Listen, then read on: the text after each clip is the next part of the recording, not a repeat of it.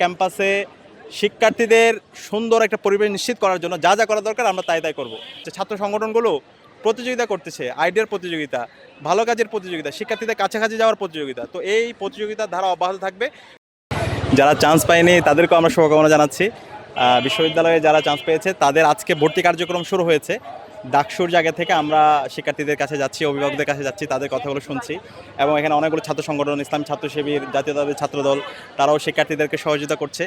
তো আমাদের কথা হচ্ছে ক্যাম্পাসে শিক্ষার্থীদের সুন্দর একটা পরিবেশ নিশ্চিত করার জন্য যা যা করা দরকার আমরা তাই করব। এবং আমরা এও বলছি, ক্যাম্পাসে যে সমস্ত শিক্ষার্থীরা এখন ভর্তি হয়েছে তার ক্যাম্পাসে আপন বড় ভাই থাকলে অথবা তার আপন বোন থাকলে যেভাবে তার পাশে সে পাশে থাকতো, আমরা প্রত্যেকের পাশে থাকবো ইনশাল্লাহ। এবং তাদের যে কোনো সমস্যা, তাদের ব্যক্তিগত সমস্যা, তাদের পারিবারিক সমস্যা, তাদের একাডেমিক সমস্যা, যে কোনো সমস্যা আমরা অ্যাড্রেস করতে চাই, আমরা তাদের পাশে থাকতে চাই। এবং আমরা যদি তাদের পাশে থাকতে পারি, আমরা শিক্ষার্থীদের প্রতি অনেক বেশি কৃতজ্ঞ থাকবো ইনশাআল্লাহ।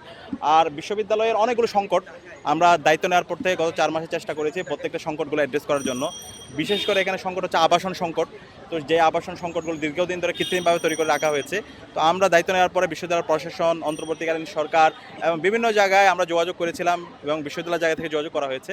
খুব দ্রুত সময়ের মধ্যে আমাদের এখানে হল নির্মাণের কাজ শুরু হয়ে যাবে।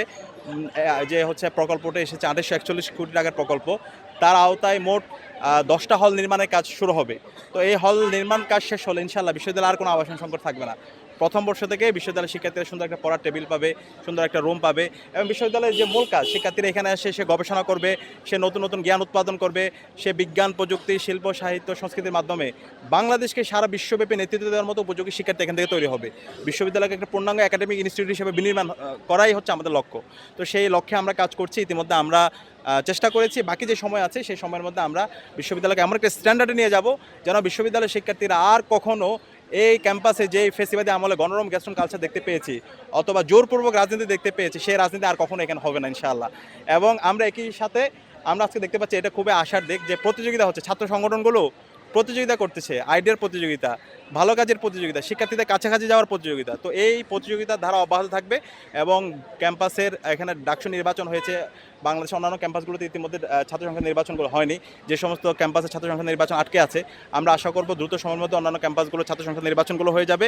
প্রতিটি ক্যাম্পাসে শিক্ষার্থীদের নির্বাচিত প্রতিনিধিরাই নেতৃত্ব দিবে এবং একটা চমৎকার একটা ডেমোক্রেটিক এনভায়রনমেন্টের মাধ্যমে আমাদের এই ক্যাম্পাসগুলো আমরা বাংলাদেশকে উপহার দেবো ইনশাআল্লাহ।